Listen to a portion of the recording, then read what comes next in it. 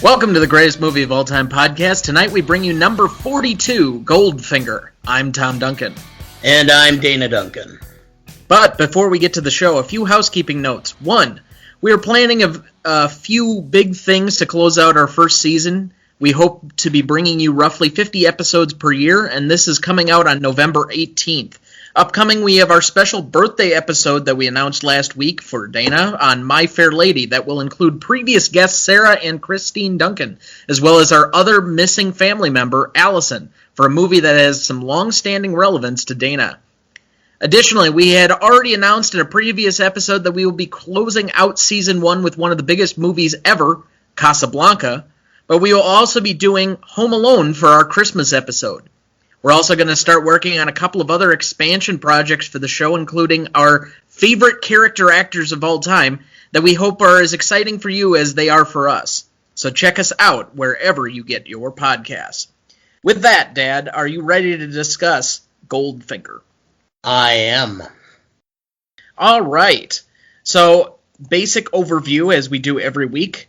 Basic plot summary, the powerful tycoon Auric Goldfinger has initiated Operation Grand Slam, a cataclysmic scheme to raid Fort Knox and obliterate the world economy. James Bond, armed with his specially equipped Aston Martin, must stop the plan by overcoming several outrageous adversaries.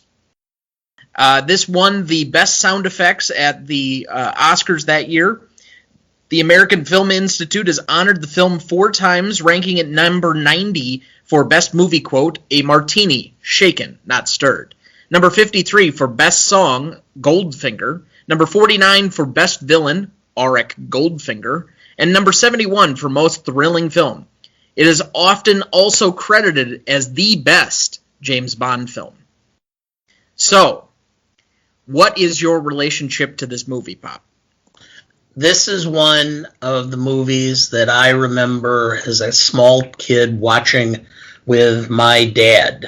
Back, I must have been 7, 8 years old when this movie played. I want to say it was like the ABC, Thursday night movie or something like that. And watching this and was just absolutely dumbstruck to see a semi-nude woman laying painted in gold.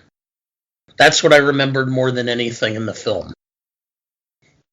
I suppose that's rather shocking from the context in which you come.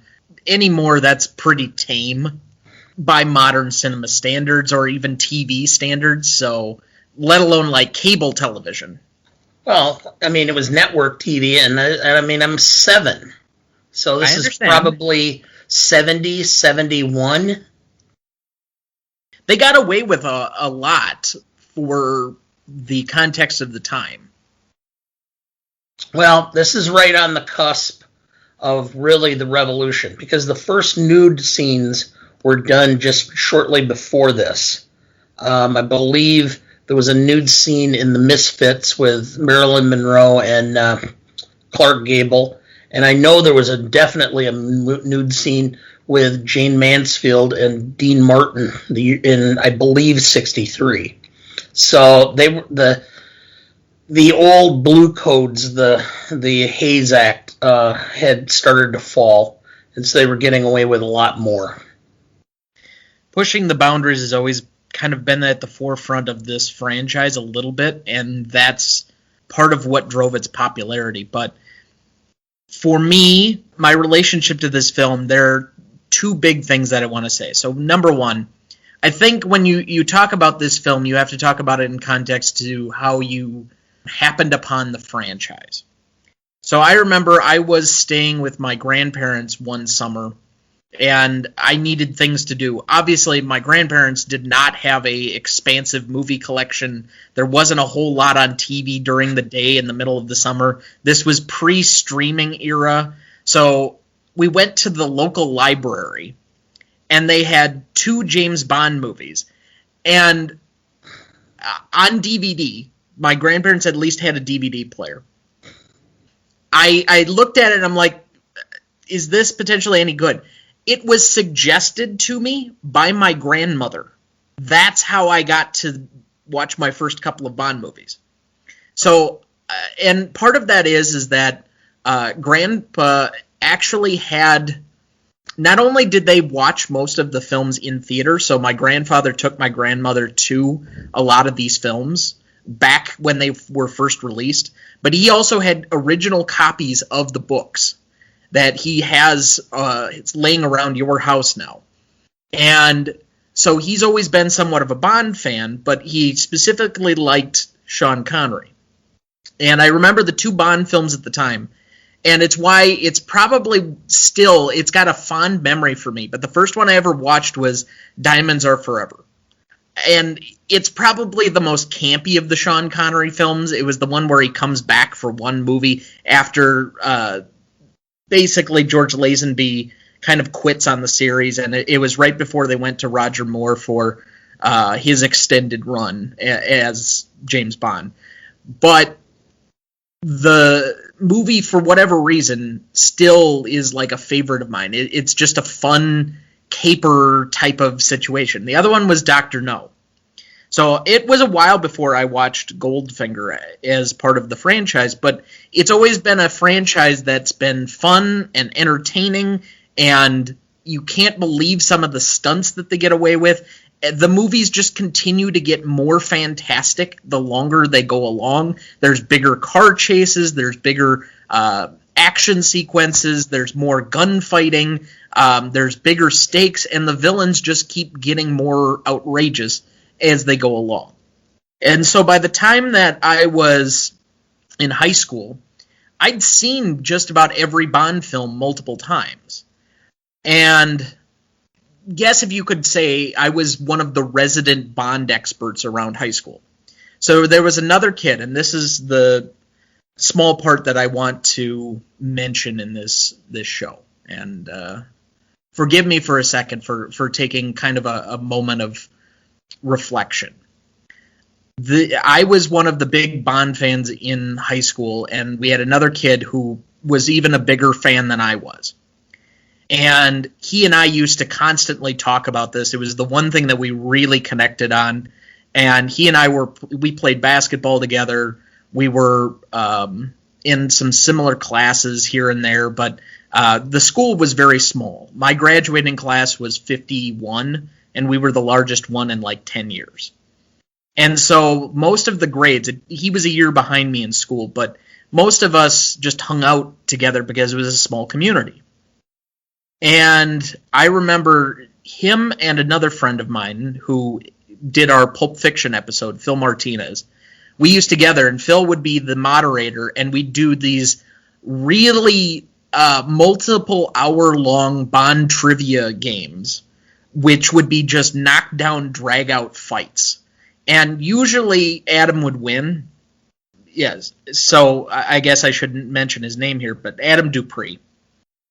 He would almost always win, but it would be like triple overtime level stuff. He would seem to just get the edge at the end. He'd know some really obscure thing that even I wouldn't quite get because he just had that level of knowledge of this. And part of that is so Casino Royale came out when I was in high school.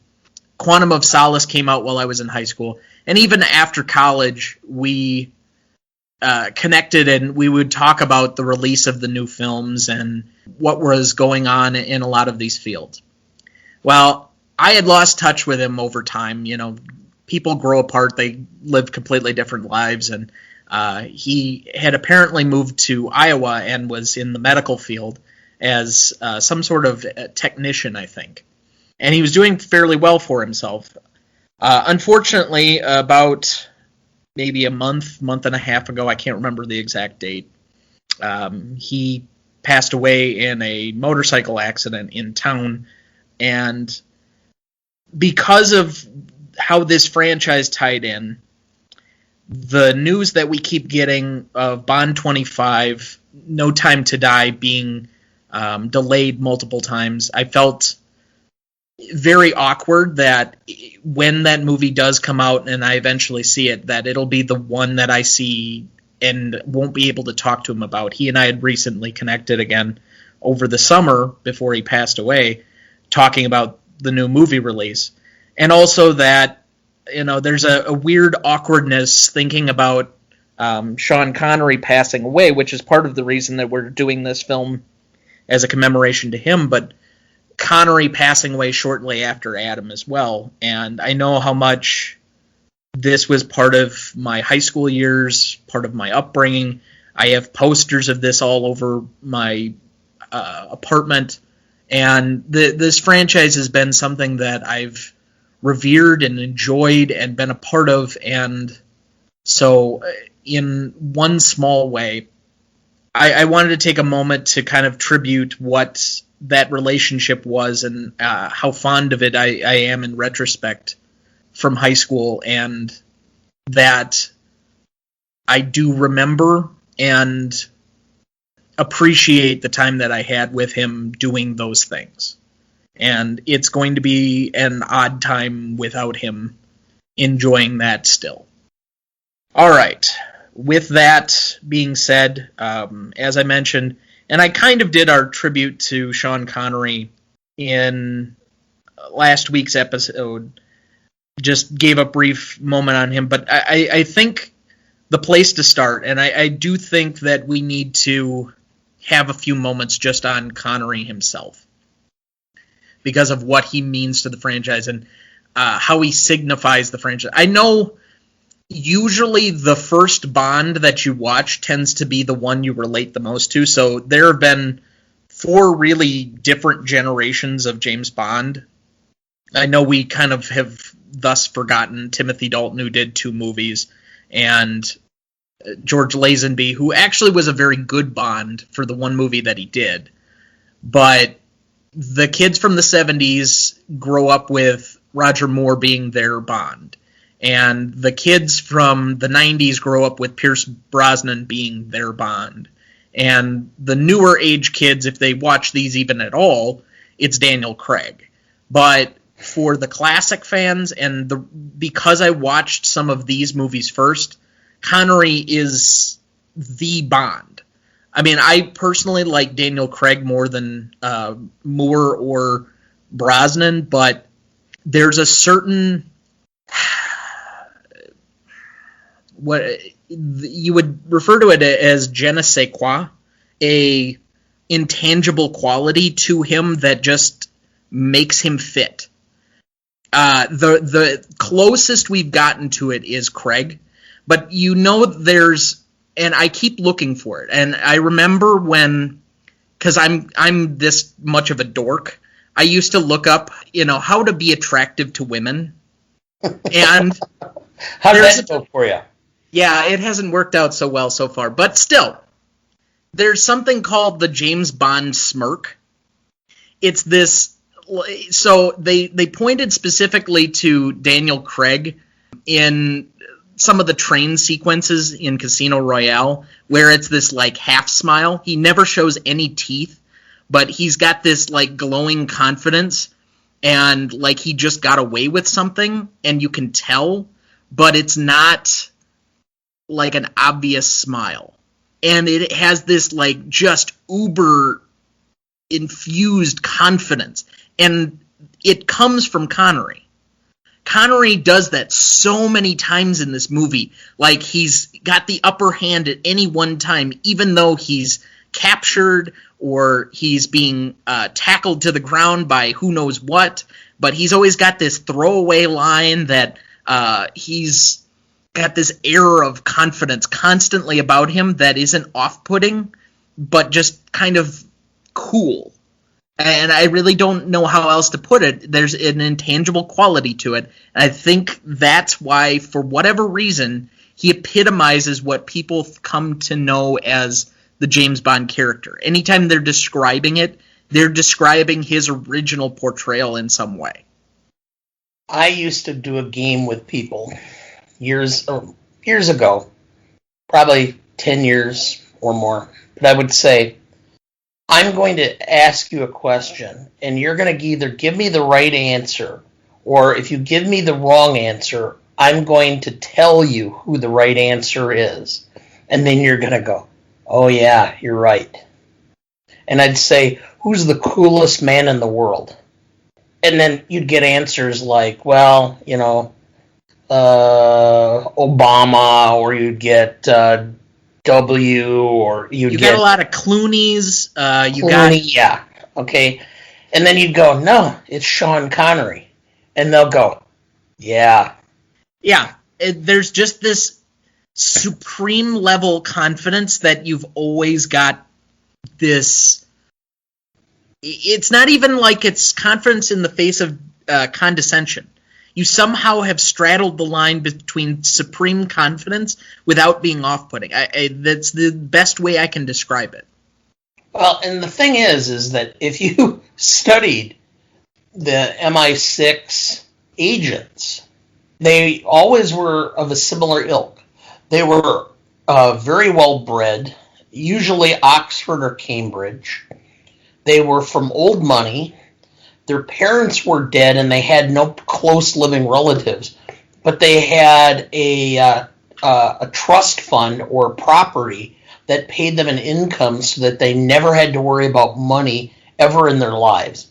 So they tended to be more soft and more debonair and worldly, but there was no edge to most of them, other than just being more or less tough and not really having anything to worry about, so they would be willing to sacrifice themselves without anything because they didn't have anybody who, they didn't have wives, they didn't have children, they didn't have parents even that cared about them. That was what the whole concept was. They didn't, Connery was not somebody they were looking at per se to be Bond, but Connery, who came from Edinburgh and who had worked in a steel mill and had worked in a coal mine and who had been actually a professional footballer in I think that was still the Premier League back then. Premier League's only existed since '92. Okay, so it was in one of the leagues back then, and played for a year or two. So he had a toughness that came through his background that really became part of the character of Bond that was not necessarily in the Ian Fleming mold from the books. Well, no, because when they were casting it originally, the guy that Ian Fleming wanted to be cast as Bond was his cousin, Christopher Lee. Yeah. Who famously plays the man with the golden gun. And they really wanted, when Dr. No was done, the character they originally sought was Roger Moore. But Roger Moore was doing a show on the BBC that was also popular in the United States as being sold, The Saint. And they wouldn't let him out of his contract. So that's why Roger Moore did not get the Bond part to begin with. Subsequently, when that show ended and he was available, that's how he ended up being Bond. I guess we can move on to what is this movie about, but this is one of the rare times where this isn't necessarily like an artistic movie. It doesn't have to be about anything. It's just tacit entertainment. Yes. I mean, the best I could come up with is kind of like a summary of the franchise. Secret agent saves the day while balancing a life of fast cars, fast women, and fast liquor in some of the most exotic and beautiful locations in the world. What made the Bond films so key back at that time was world travel was not something people did. It was not uncommon for people to barely leave their state inside the United States, let alone travel the world. And in every Bond film, they would be in Zurich, and then they would be in Tokyo, and then they would be in Oslo, and then they're in London, and then in California, and people were used to seeing these places, and Bond allowed you to see them in color on a big screen, so that you almost experienced being there yourself. And then, of course, it's all the women and the liquor and the danger. I mean, I think at some point in time, every guy has envisioned themselves if they could have been a secret agent. But well, I mean, to a certain extent, it's the male fantasy. There are no consequences. You can get into fights. You're always going to win them. Your suit's never going to get ruffled. You have this supreme air of confidence. You're going to save the world just in time, get the girl, and be able to live your life with almost no consequences whatsoever. Like, how is that not the epitome of male fantasy? Well, at least heterosexual male fantasy. Well, yeah. So I guess we've kind of probably led this one. I would dare say that I'm pretty certain you and I gave best performance to the same person, and it's because we've been talking about them or about him the entire time. But Sean Connery? Well, of course, this is by far his best Bond film. He's the most comfortable in this role. There's nothing awkward. It's almost like he had grown into the role. And this, and when Goldfinger came out, he did the shooting of this after he had done 2 other films like within the previous 6 months. And I can't remember what the first one was. But the second one was a Hitchcock film, Marnie, which is one of my favorite Hitchcock films with Tippi Hedren. Well, right before he did Dr. No, he had just gotten done doing The Longest Day. Beside the point, I would say Dr. No is a little bit different, and he is figuring things out, but that the premise of the movie is a little bit different. But there's not much difference between his performances in From Russia with Love, which was number 2, Goldfinger, Thunderball, or You Only Live Twice. The main difference in this one, by comparison to From Russia with Love, is that it sets up kind of the main structure of James Bond. Ultimately, that he's going to have this big opening sequence that we're going to talk about. There's going to be the big, bombastic title credit song, even though we got a little bit of that From Russia with Love, and we got a little bit of that from Dr. No, but it wasn't quite the same, where Goldfinger's somewhat of a showstopper. We got all the gadget, Q branch stuff that kind of gets thrown in that obviously is going to come back around, where he's going to use whatever gadget in some very creative way to get him out of a tight jam. There's a car chase. It's the first real car chase that I can remember in the franchise. And ultimately, it delivers some of its best lines. It has more than any of the other ones. Probably those, I don't know what you would call them, Bond witticisms. He kills the guy by knocking the toaster into the bathtub and remarks, shocking. Fan. It was an electric fan, yes. But positively shocking. Yeah. But that's the kind of witticisms that they made fun of ultimately in several different ways, which we'll get to in the legacy conversation. So I guess it's probably more interesting to move on to our best secondary performer, because we've talked ad nauseum already on Connery. But who did you have down? Gert Frobe. He had a presence. They found him. He had been in a German film. His English was really poor, and most people don't realize his voice was dubbed in this film because his English was so bad that he was having a difficult time saying his lines clear enough that you understood. So they dubbed him with an actor by the name of Michael Collins, who did the lines. So he doesn't actually speak. You can watch on the collector's bonus edition that I have, some of the scenes where he actually did the lines, and his German accent is really pronounced.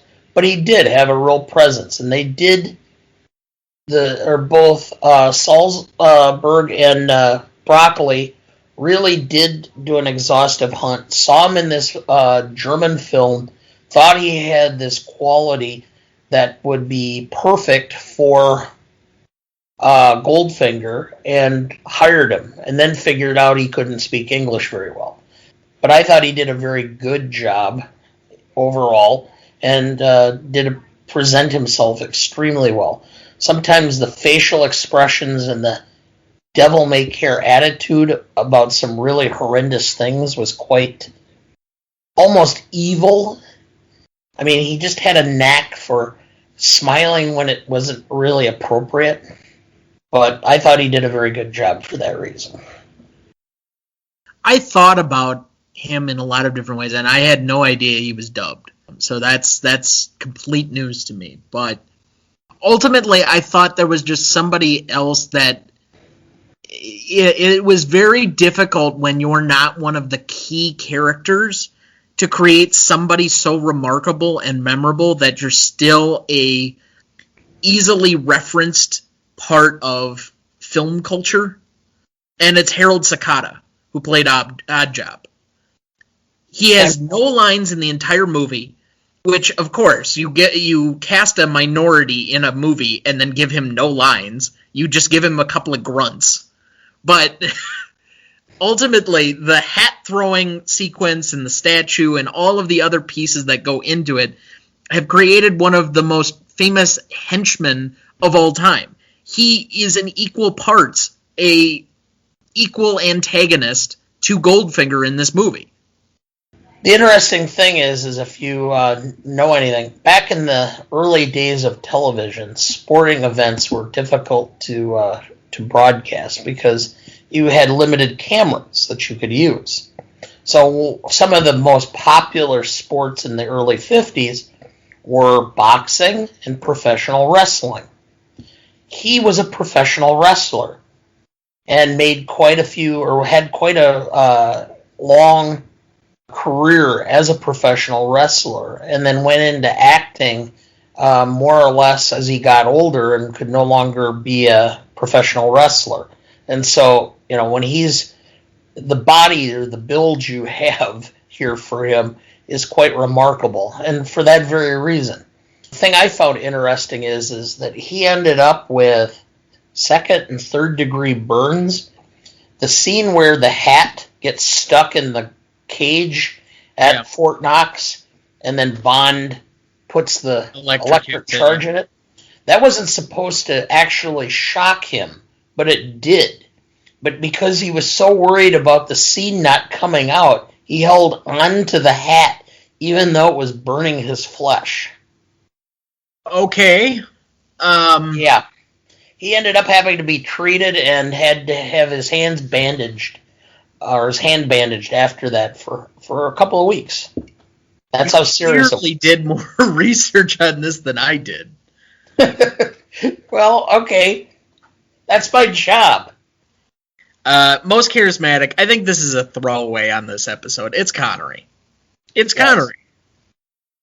I mean, we'd be better off trying and talk about somebody else, but we already basically said as much in how we discussed him, that he just has this air to him that is always there. And even in later films, he has a certain confident, intangible quality to him that still makes him incredibly charismatic. I don't care if you're watching The Untouchables or Highlander, which don't watch Highlander, or The Hunt for Red October. Yes. Or even Finding Forrester, where he's being kind of his old curmudgeon-y self. All right, let's move on to best scene, though. Do you want to give a first nominee? The gin rummy at the pool scene. So that was my first one, too, but why? I just think it kind of sets up the whole thing. What Goldfinger will do or won't do in order to win. No rule is there that can't be broken. No technology can't be used in order to gain a financial advantage. And Bond just is able to playfully manipulate somebody into a terrible situation. It's all of those situations and more. That he gains the upper hand by being clever, by doing things with his charm and ability to just kind of be almost like a con man and get the upper hand in a way that sees him essentially it gives this air of Bondness that he doesn't even need to wave a gun in order to beat the villain sometimes. And because of that quality, I think it ultimately then gives way to a equally weighted scene, and that's where he gets knocked out and the gold paint scene and everything else that is kind of iconic to this movie. I don't know if I'd put it as most indelible necessarily, but it's on all of the posters. It's constantly mentioned in the legacy of this movie.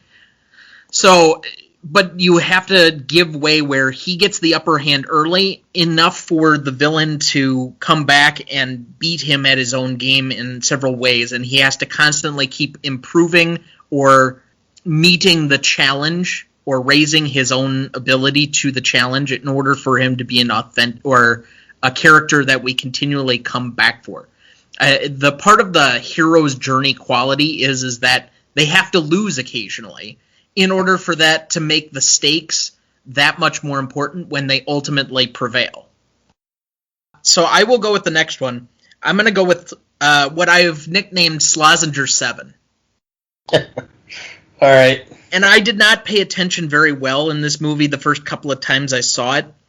And the reason why this scene is particularly memorable, other than it just being pure fun and funny, there is no other espionage movie that would do an entire scene on a golf course. But I remember very distinctly my grandfather pulling a Slazenger out of his bag one day and saying, "Hey, you know who else uses a Slazenger?" But for the pieces that go into that scene of him basically, yet again, using some level of cleverness and confidence to hide his ball, to trick him in order to get the upper hand yet again, and all of the playfulness that is experienced in that scene, I think it's just a really well-worked scene that's incredibly unique, not just to this movie, but any of these action movies in general. What's your next nominee? The scene with Q. I mean, that's really the first time you had ever been in the lab and got to see all the stuff going on and what they were working on and all the bizarre little things that they were doing. In many ways, this movie is like what people say about a season or two of television. I think, what was it, Mike Schur was on a podcast recently, and he basically said, I wish they would let us make 10 or 11 episodes of TV and then let us show the actual show at that point, because it takes enough episodes to basically figure out the format and the right things to do, and you can see that in our podcast. So not that I'm necessarily encouraging you to stay away from our first roughly about 5 or 6 episodes, but they're much different than how the podcast is now, that we're, some 35, 36 episodes later. But yes, you have a natural evolution of the show that kind of works itself out in a lot of ways in your early years. And I think the expansion on certain themes, the cars, the gadgets, the Q branch, all of these other things that became huge tropes of the show, it's like a really good TV show getting into its second or third season and figuring out exactly what its identity is and then really steering into it. Salzburg and Broccoli figured out the formula, which is, if I spend more money on special effects and on big action shots, I'll make it up on the other end at the box office. So I'm surprised you haven't nominated this one yet to this point. Well, but my next one is the laser table. I was waiting. Okay, and this is the only reason why I've nominated this one. There are so many people that make fun of the James Bond villain, and it comes around. Again, we're going to end up revisiting this a little bit in Legacy, but it's hard not to mention Austin Powers. And there's a scene in the first Austin Powers where he's like, I'm going to kill him with this really extravagant, complicated way. And Seth Green's character, Scotty, why don't I just get a gun? We'll shoot him. He's dead.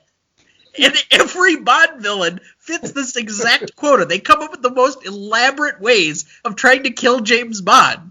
And they all fail because they're so ridiculous, and it basically just allows for the villain to monologue for about 5 minutes about their really secret evil plan to destroy the world.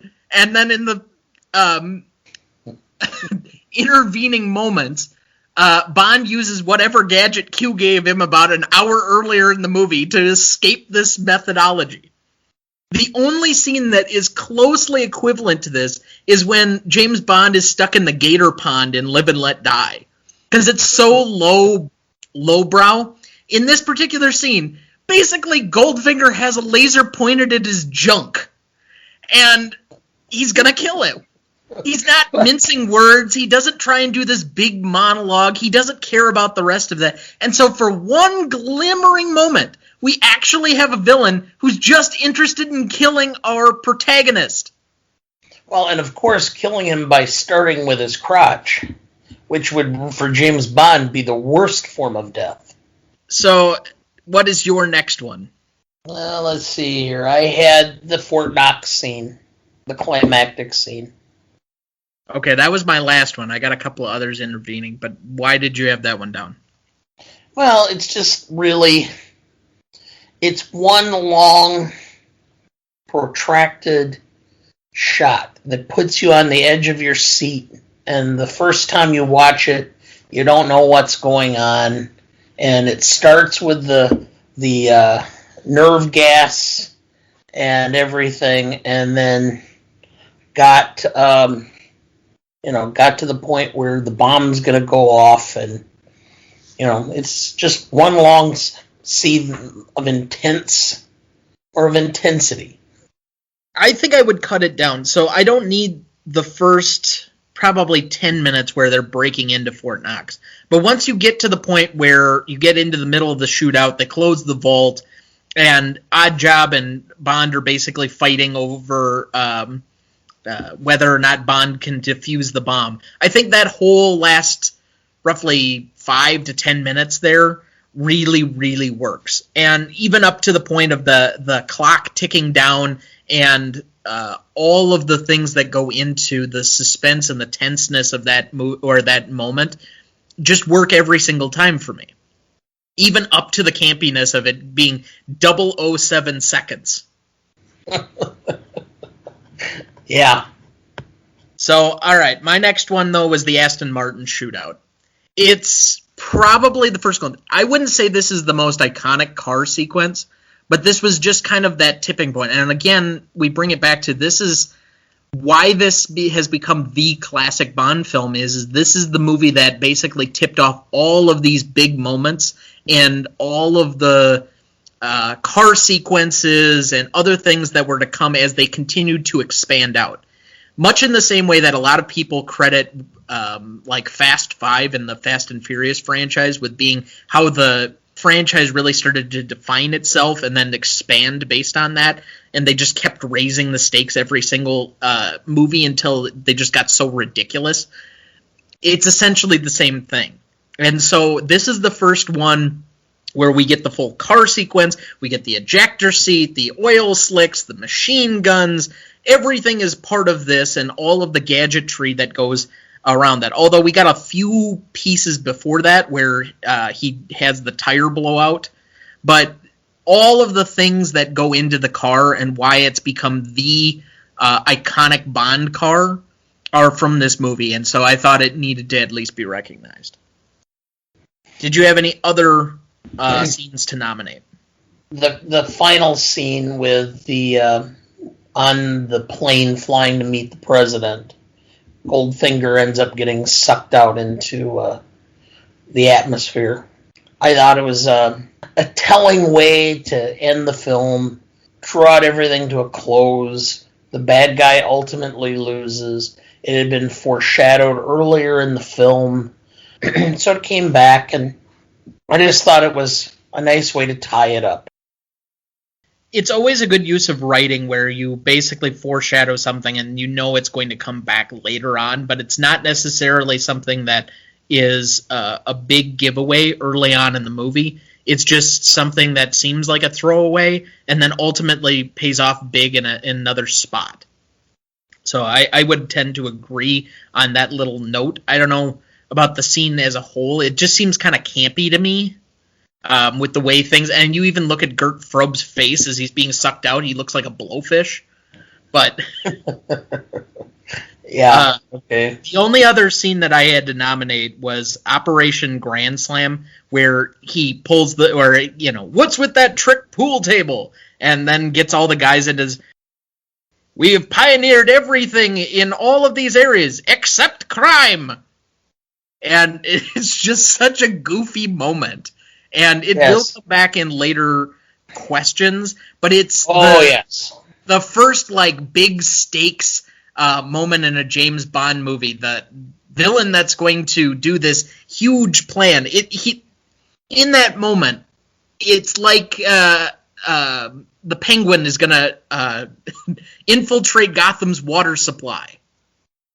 Well, and the one gangster had a pressing engagement. Such crappy lines like that.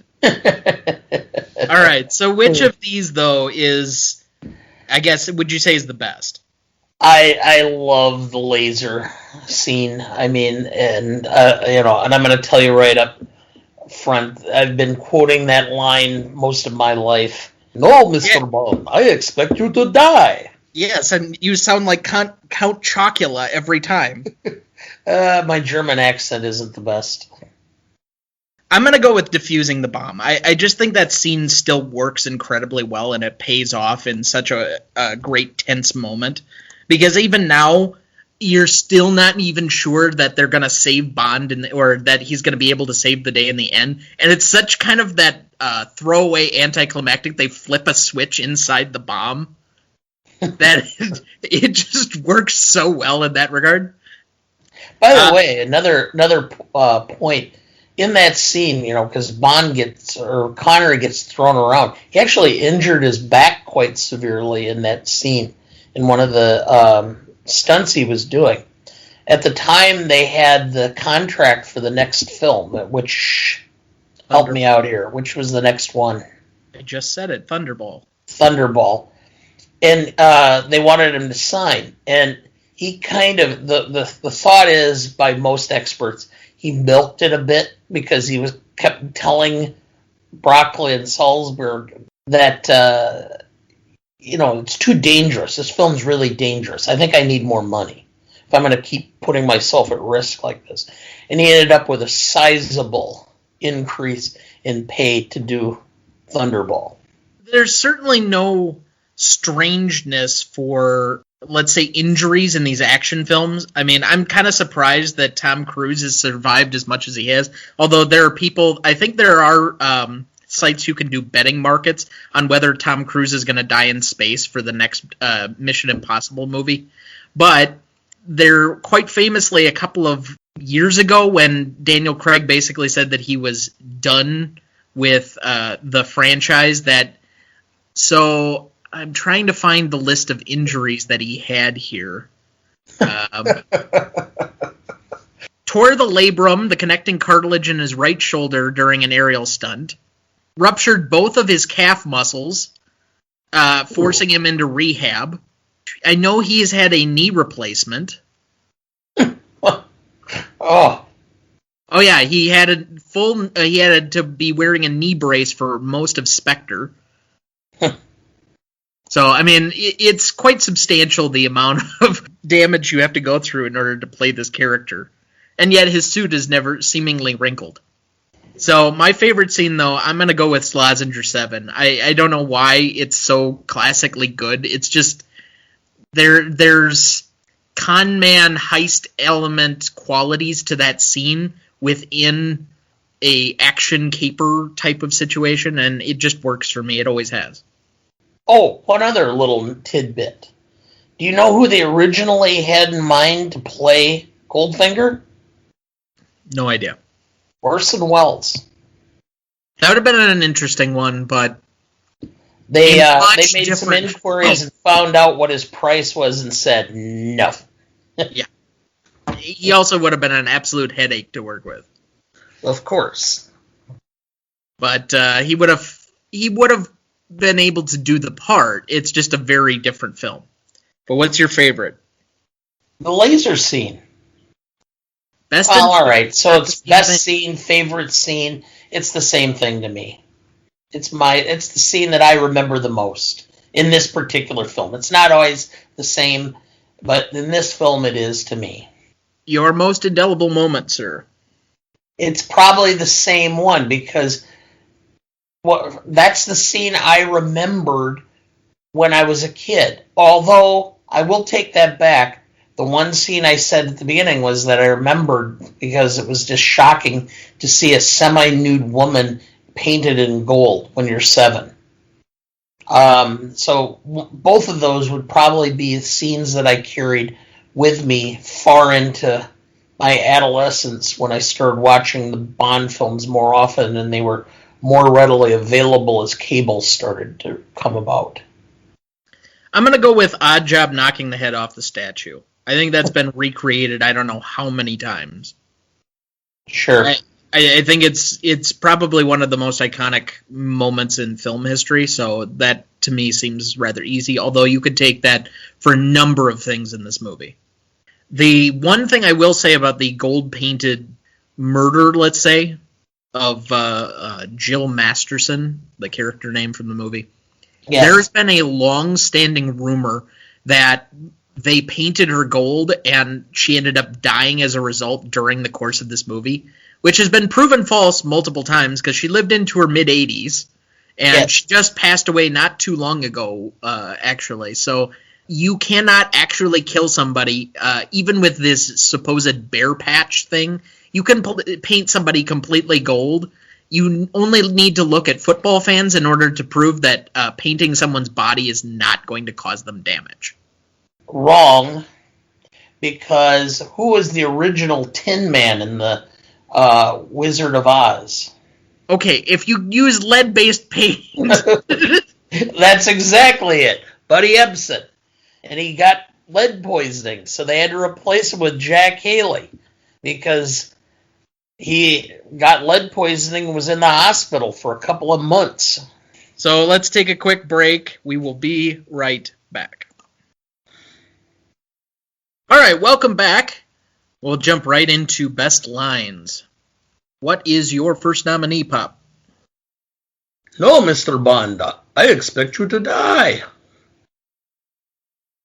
There's nothing you can talk to me about that I don't already know. If you're going to do the line, finish it.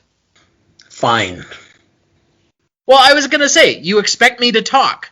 Because that's the whole point is interrogation, that there's going to be this whole thing. No, I expect you to die. There's no reason for me to try and get any information out of you. You don't know anything. That's what makes this scene. This should have been the model for all of those scenes, and it's not. Yeah, okay. Except they steered into the campiness. Now, they've gotten it a little bit better as time has gone on. I think they've done a really good job in more of the Pierce Brosnan, Daniel Craig eras, but gosh, swing and a miss after this on some of these. I mean, they just got so ridiculous. Yeah. First one for me, shocking. Positively shocking, which we've already kind of mentioned before, so I don't need to throw in a whole lot of context to this one, but it's after he kills the guy in the bathtub with electrocution, so. But to me, that's the first, Bond quip. Shaken, not stirred. I mean, that by itself is iconic. That is the thing it's known for. They bring it back how many different times. And for a while when I went through the AFI list. So the AFI list has two different James Bond quotes. The first one is the first appearance of Connery, which doesn't happen for about 10 or 15 minutes of Dr. No. And the first one we get, and your name, sir? Bond. James Bond. And it's this, they play the Bond theme song, and it's this whole introduction to the character, and how we're supposed to take it. And so it's got this own thing. And I thought for sure that a martini, shaken, not stirred, had been said somewhere before this movie. But it's not. This is the first semblance of that going forward. Now, I don't know if they ever said a vodka martini before this. I think I'd have to look up, because I think he orders a martini before this, but it's not the shaken, not stirred. Correct. And the amount of time that has been spent in the last 20 years and the amount of times I've heard this line, what he's really ordering is a really watery martini, says enough about its iconicness just there. You got another one? I was trying to think back to what lines, and I really didn't have anything that I thought really struck me as significant. I mean, there are a few lines here and there, but not anything that's that significant. I've got two more. My dear girl, there are some things that just aren't done, such as drinking Dom Perignon 53 above the temperature of 38 degrees Fahrenheit. That's just as bad as listening to the Beatles without earmuffs. I had thought about that, but yeah. The other one, if that's his original ball, I'm Arnold Palmer. Tisn't. Yes. How do you know? I'm standing on it. So that's going to be my nominee for funniest line. Any objection? No. What, though, is the best line? Well, I've already told you my opinion, which is I expect you to die. That's been my favorite, most significant line forever. So I'll just stick with what I've been doing for most of my life. If you don't have a significant objection, though, I think most people are going to take away a martini shaken, not stirred. So I'll put your line into honorable mention. But that's fine. I don't think that there's a huge amount of disagreement. Again, most of these are like one-off lines. This isn't one of the more significant line movies. These are meant to be entertainment action movies, and so you get some quip here or there that might resonate, but overall it has more to do with the atmosphere, the feeling, the action sequences of the movie than it does anything with the dialogue. Well, this was the first Bond film to have an Academy Award nomination. Correct. So, and I mentioned that in our recognition section. So it's not like it's this is something the Academy is just going, oh, this is so good, it deserves our adoration. So, well, no, but okay, other than the first Rocky movie and Star Wars and take out Lord of the Rings, are there any major franchises, and I mean franchises, that are really getting recognized for anything other than like sound or special effects or any of that type of stuff? Well, yeah. And to some extent, Hollywood takes themselves so seriously that even if a film was a franchise and it was done extremely well, they're not going to get it because it's a franchise. There's a lot of people who think that the reason Hitchcock was ignored so much for being the director that he was is because he saw the possibility to earn a huge chunk of change by doing television too, and it kind of ticked off everybody in Hollywood that he was trying to capitalize on his fame as a director by making money on schlock, which was what they deemed television. If Hollywood were more self-aware and actually gave awards to the best movies, we wouldn't need to do this podcast. Well, okay. All right, let's move on to our Stanley rubric. I should have like a musical cue for that, like for season 2. Maybe we can find some sort of a trumpet sound from the Holy Grail. I'm thinking of more of something from, or like a one-liner or something from like Dr. Strangelove. That would work. All right. What do you have down for legacy? I have 9.5. There's so many things in this film that have been utilized again in other films, have been mocked, have been laughed at, have been held in esteem. I mean, from the scene where he's trying to kill Bond to the shaken, not stirred, to the whole method. I mean, you even talk about when they made the parody films, and I can't remember what they were horror films. They put Dr. Phil and Shaq in the same Scary scene. movie. Huh? Yeah, scary movie. And that's the same thing, making elaborate methods to kill people. And that's where this all started. Growing up as a kid, one of my favorite shows was the Beverly Hillbillies. And for an entire season, Jethro said he was going to be a double-aught agent, or a double-knot agent, and set up an armor-plated wash tub that he dropped down while he was driving the truck, and all kinds of stuff. I mean, that really became it. And the whole spy genre of films permeated through. We had tons of television shows that started. The Saint, and we had, what was the one with Diana Riggs? I can't even remember it off the top. And Patrick McFay.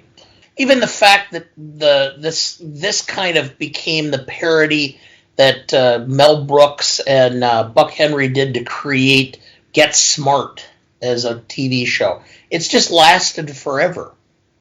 We've mentioned it throughout that this is the structure that most of the subsequent Bond movies, which will be up to 22 when we get Bond 25 or No Time to Die at some point, whenever it actually comes out, thanks 2020 and COVID. But the fact that you have 22 subsequent movies, this is by far the most prolific, long-standing franchise in Hollywood. I mean, this is almost longer than most soap operas have been on. And most of this movie has created so many iconic pieces of the Bond structure, the Aston Martin, the Martini, the notion of names like Pussy Galore. You know, all of these tropes that we get, the quips, everything that is made fun of in Austin Powers for like 3 movies, it basically has a root in this movie in some capacity. And so for the espionage boom that you already mentioned and all of the pieces that are there, and I'll throw in a third part of this. There are 2 things that I will almost automatically click on every time. Like, Google throws these things up into my feed when I'm checking my Google News or whatever pretty much every day, and they will throw one of these every month into my feed, and there's nothing that I will click on faster than one of these 3 things. Christopher Nolan films ranked, Bond films ranked, and Best Picture films ranked. I will click on all 3 of those, almost no doubt, which is why they keep showing up in my feed. But I don't think I've ever seen a list where Goldfinger is lower than 3. So this is the iconic classic Bond film. This is the one that I've told people, if you only watch one, you watch this one. Yes, it is, in my opinion, the very best Bond film. The only one that I would even come close to saying is comparable is, why am I drawing a blank? The Daniel Craig film, where's Boyhood Home? Skyfall? Skyfall. I think of the more modern Bond films, Skyfall's the best. I would probably rank Goldfinger, then Skyfall. 1 and 2, for me personally.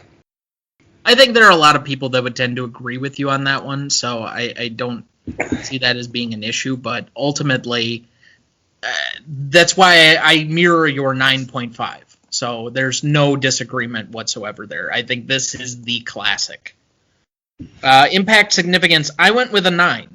Again, we talked about this in the espionage boom of the 60s. We had movie stars all over the place all of a sudden going into these espionage films, even to the extent of like Dean Martin doing them by the end of the decade, and all of the subsequent things that we've gotten, all of the narratives. The Mission Impossible TV franchise, to a certain extent, is based off of these pieces. So all of this is kind of wrapped into this franchise kind of kicking it off. And even though the first 2 movies had been released, there were a lot of U.S. locations that didn't show these movies until Goldfinger came out and was on the scene. And so you had a lot of double feature movies where they were showing Dr. No and Goldfinger back to back.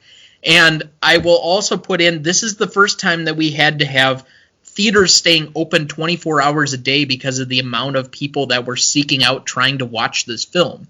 So I think there was a huge pop cultural phenomenon that came with this movie specifically out of this franchise and really exploded how we looked at it. It had a huge box office at the time. In retrospect, I don't think inflation adjusted it's quite as big as a lot of other ones, but the franchise is what it is because of this movie. And I know that last comment makes it more of a legacy thing, but in the immediate future, you got another 2 Connery films. You got then it carrying on to Lazenby because it was just so popular that they had to figure out how to continue to do the series or the franchise even without the guy who made it. So I think from that standpoint, I am pretty forced to give it a 9. What do you have to say? I had a 9. For much the same reason. We're finding a lot of congruence in these last couple of episodes. Well, these are films that we both are that are in our wheelhouse. That are films that we both love, and for almost the same reasons. So that's kind of the whole point. I will give the audience a peek behind the curtain. We do not discuss our numbers ahead of the show at all. We come to these independently. So the fact that we come together and have the exact same mirroring numbers is just pure coincidence. Yeah, we're recording, for the most part, we're recording remotely. I'm 2 hours away from you for the most part when we're doing these. The early episodes we weren't, but you've moved and I haven't. And so we talk on the phone periodically, but other than to schedule the time we're recording, we don't talk about this podcast that often. All right, let's move into novelty, though. This isn't as novel as something like Dr. No was with the swimsuit situation, but it did go there in a couple of different ways. So, number one, we've mentioned it a bunch of different times. It's the first real evolution of Q Branch and the gadgets and the cars and that sort of thing. And we kind of start to get some of the seeds for how they're going to expand in later parts of the franchise that become the staples of modern action movies. The car chases, the hand-to-hand combat type of stuff that's a little bit bigger in this movie, although there is a big scene in From Russia with Love in a train compartment but again, I don't think the public at large saw that movie before they saw this one, so it's a different situation a little bit in that regard. But I think I will give it a little bit higher of a grade. I don't know. I'm going to give it a 7.5, but the one thing that's the most audacious to me is the name Pussy Galore and getting away with it. I'm guessing you had a 7.5?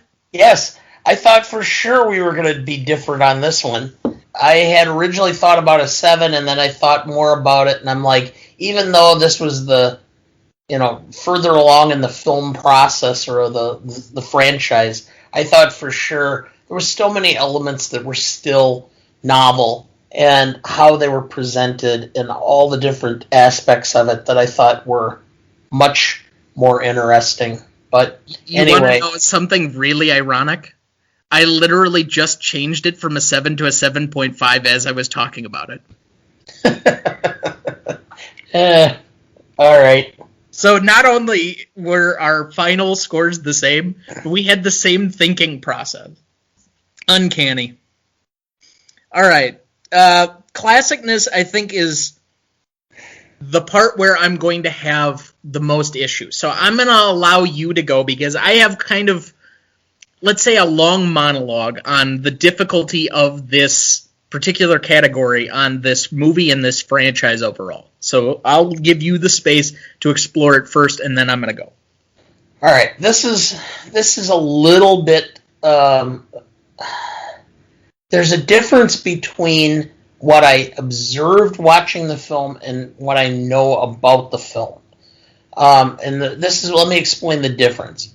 In the book, Pussy Galore is a lesbian, and that James Bond, by his just sheer animal magnetism, converts her into a heterosexual.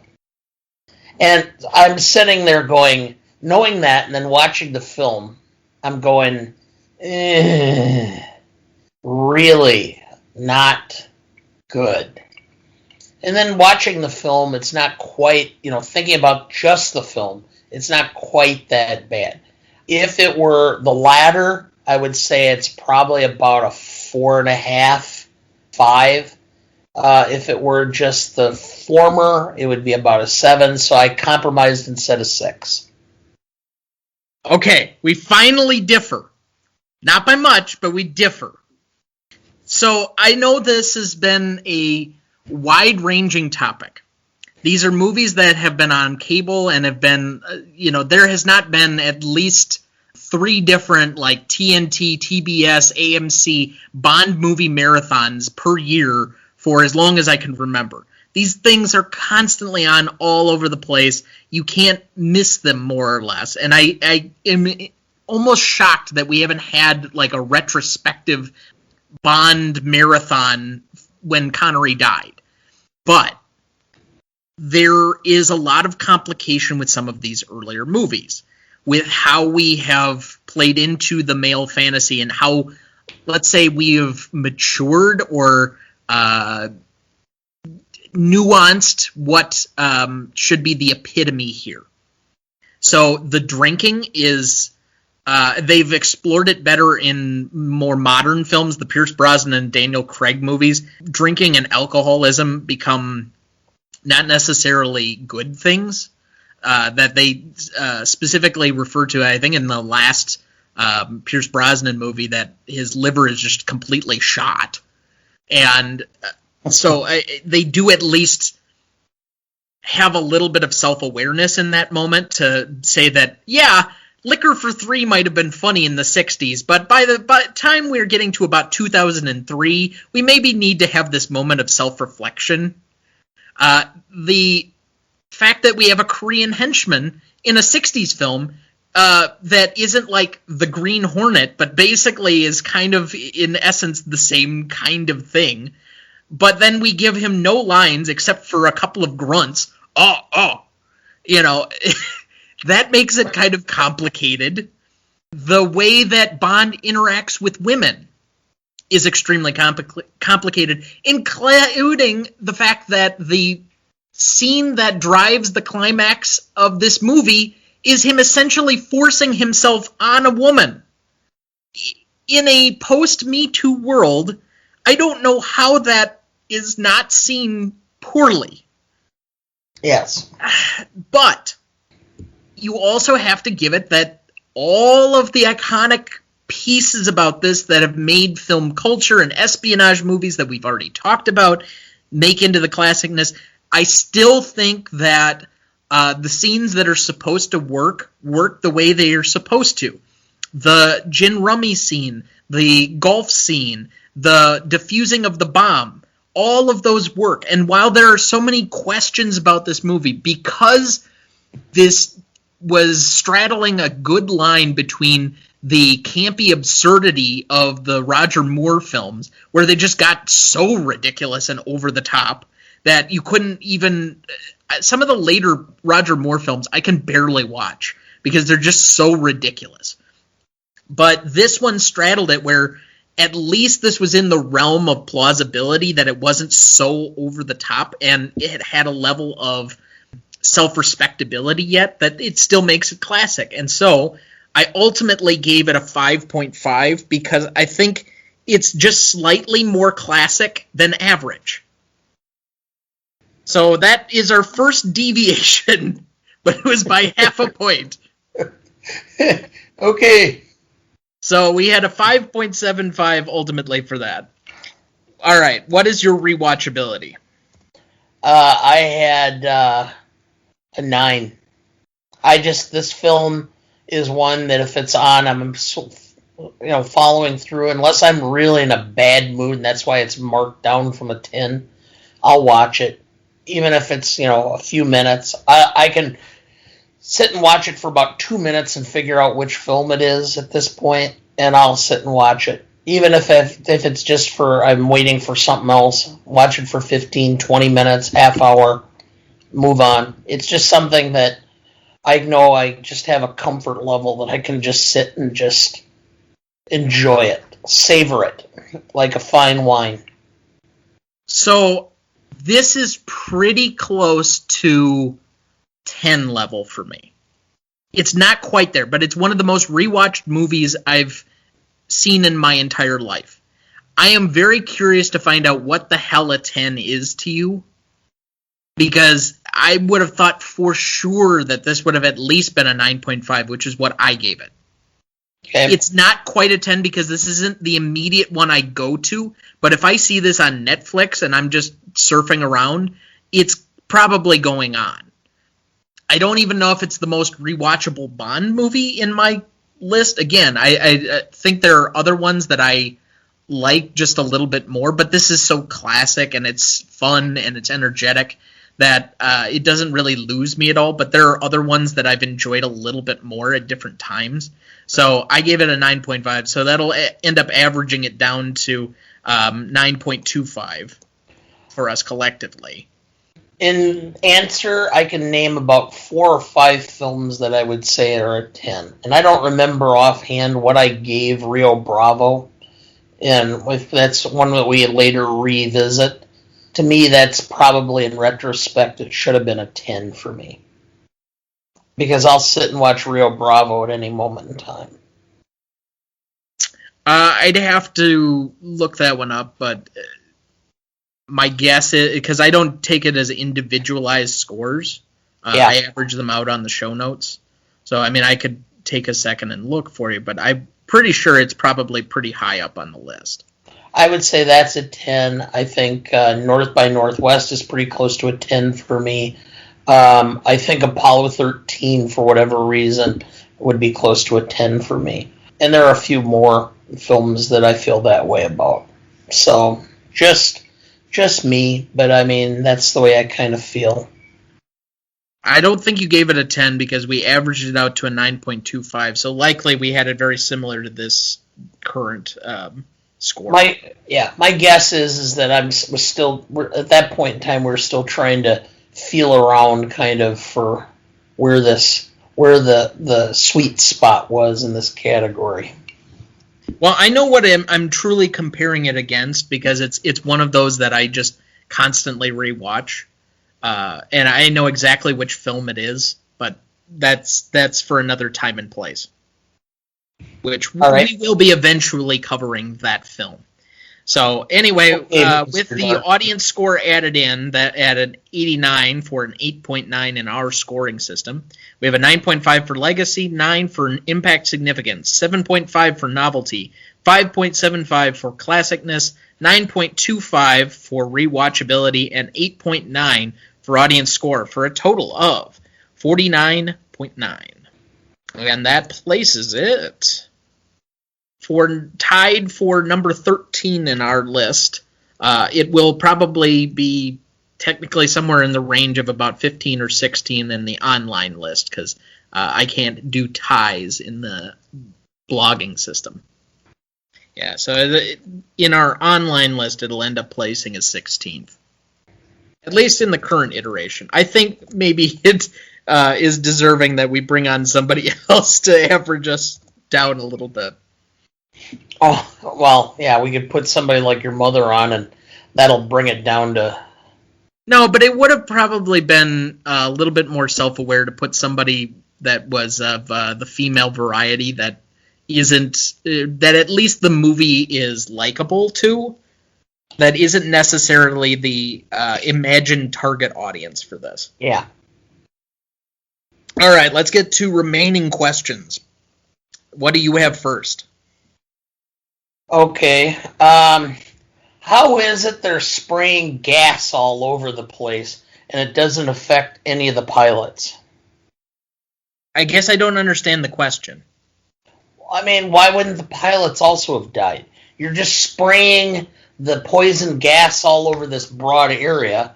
There's no way that that gas could just spread over that area without also ended up killing the pilots. You're in a pressurized plane. No, they're not. They're Piper Cubs. They're not pressurized. Okay. Maybe this is a gross misunderstanding of mechanical engineering and planes, but I figured this would have been sealed off and that you're basically just crop dusting the gas. No, it's not sealed off. They're Piper Cubs. They're just normal planes. They do not fly to a high altitude that you need to have them pressurized because oxygen is not a problem. So no, that's one of them. So right. that's one of my questions. I can't answer that one, so it's a good unanswerable question, let's say. My first one, why do you bother to show all of the gangsters your maniacal plan if you're just going to kill them in 10 seconds anyway? Yes. What's the point of that? I know. That's the one that has everybody. I mean, it's just ridiculous. All right. Do you have another one? Yes, and I mean, are you actually telling me that James Bond was that good that he converted Pussy Galore? Yep, that's my last one too. I mean, really? I mean, he must really be good.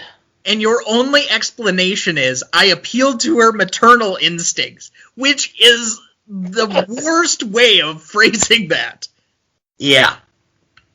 Oh, God, I mean, that should almost knock down the classicness by itself. All right, anything left? Well, I was just going to comment. If you did not know, Gert Frobe had been a member of the Nazi Party during the 30s. And as a result... Not shocking for a guy who was blonde and blue-eyed.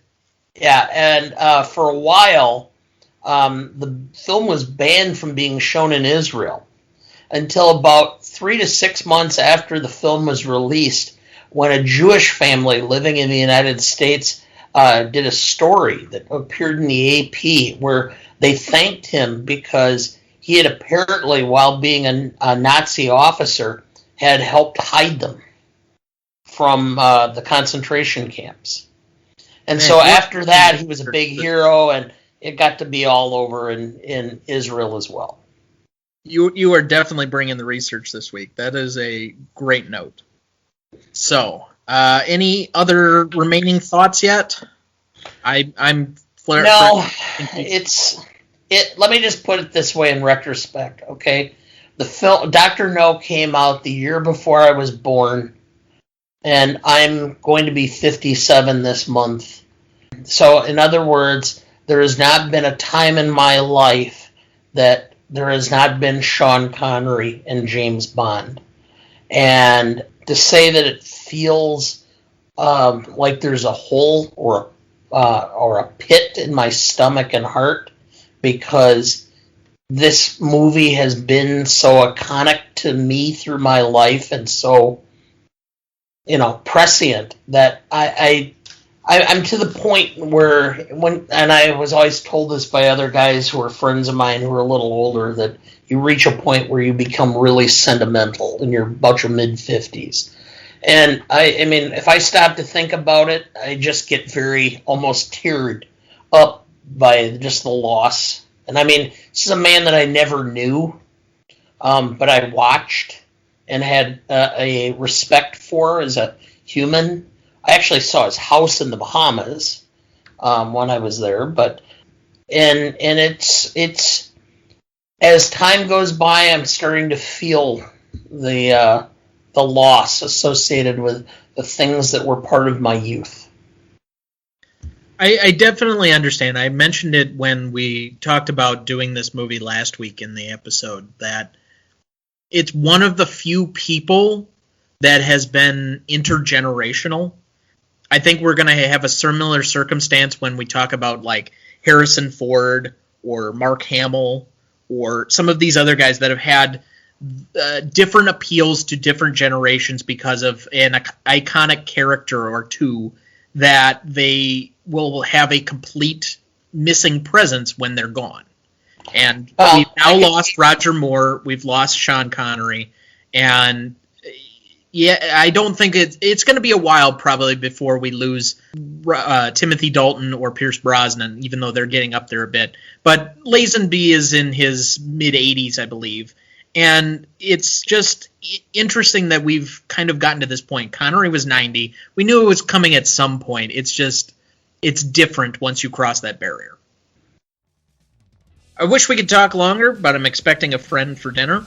Next week, we will be discussing The Philadelphia Story, featuring some of the biggest classic Hollywood stars of all time, Cary Grant, the aforementioned James Stewart, and Katharine Hepburn.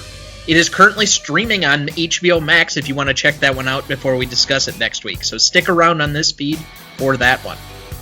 Please email the show at greatestaltimemoviepodcast@gmail.com if you'd like to get in contact with us. Again, that's greatestaltimemoviepodcast@gmail.com. Greatest Movie of All Time is a production of Ronnie Duncan Studios. Our show is mixed, edited, and written by Thomas Duncan. Our music is thanks to Purple Planet Music. Our technical provider and distributor is Anchor FM.